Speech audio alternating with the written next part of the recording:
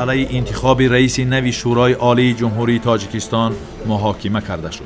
برای انتخاب به وظیفه رئیس نوی شورای عالی جمهوری تاجیکستان نامزدی وکیل مردمی امام علی رحمان و سروزیر سابق مملکت عزت الله حیایف پیشنهاد گردید، ولی عزت الله حیایف نامزدیش را بازخواند و کمیسیه حساب آواز نامزدی امام علی رحمان را به ورقه آوازدهی پنهانی ثبت نمود. طرفدار برآمد کردگی امام علی رحمان را گفتم این کس را از وقتی دیپوتاتی ما پارلمانتری که ساختیم از همان روز که می‌دانید برای خلق، برای دولتی قانونی کنستیتوسیونی حرکت میکرد، برای همین هم از نام دیپوتات‌های شهر خوجند و ولایت ما تقدیم میکنیم همین آدم رو به رئیس شورا پیشنهاد کرده شد.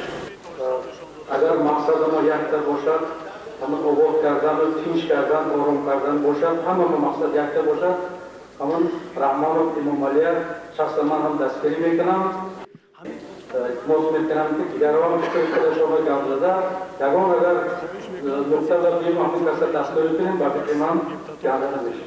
من از نام نمایندگان شهر کسوداده، شهر نو، ایسار همیشه تکلیف میکردم که رحمان امام علی دیپوتات شخصی با این وظیفه پیشبری کرده شد و از همه شما خواهش میکنیم که اگر ما برای همین با افتتاح آوردن ریسپوبلیک حرکت کنیم و طرفداری همین کس آواز کنیم، دستگیری کنیم، ممکن که همین آدم از سوزه همین کار برد.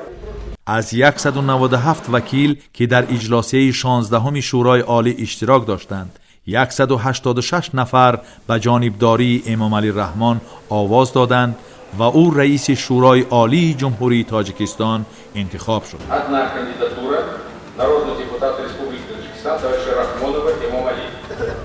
Роздано 197 бюллетеней для тайного голосования. При вскрытии оказалось 197 бюллетеней для тайного голосования. Недействительных бюллетеней нет.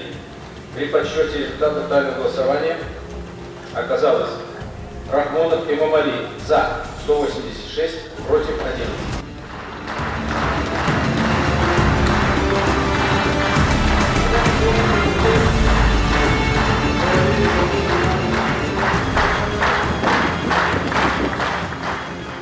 البته باوری کرده احساب کرده تا معتدل گرداندن و تا انتخابات نو همه ما شیشتگی در این کارا باید یارو برادر باشیم، هم فکر باشیم و تمام چاره ها ببینیم که در جمهوری پیش روی خودریزی گرفته شود. وظیفه اساسی هست که شیشتگی در این کارا از آن عبارت است که پیش روی خودریزی را بگیریم و از ساعتهای اما منصب و مرامی در این وظیفه عالی که شما باوری کردید از این ثبت شد. باور کنید ما حاضر بعضا آدما میگه از ما وابستگی ندارد، نه، از هر یک شخصی ما ذره هم باشد وابستگی تمام دارد. بعضی سیاستمداران و سیاستشناسان حتی گفته بودند که عمر این حکومت زیر سروری امام علی رحمان جوان از 2 هفته زیاد نخواهد بود، ولی واقعیت نشان داد که در سیمای امام علی رحمان خداوند به مردم تاجیکستان پیشوای فداکار و مردمی را عطا نمود. در آخر جلسه روز 19 نوامبر متن مراجعتنامه به نام پرزیدنت های فدراسیون روسیه، جمهوری قزاقستان، جمهوری ازبکستان و جمهوری قرقیزستان در خصوص وضعیت جمعیتی و سیاسی کشور قبول گردید.